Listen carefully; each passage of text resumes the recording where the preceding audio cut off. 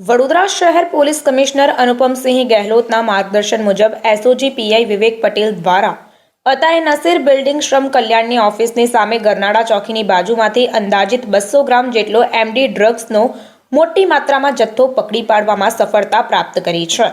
સૂત્રો પાસેથી મળતી માહિતી મુજબ આ કામગીરી દરમિયાન એક વ્યક્તિની ધરપકડ કરીને વધુ તપાસનો ધમધમાટ શરૂ કરાયો છે। Reporter Dhavalsinh Solanki, India plus news, Vadodara.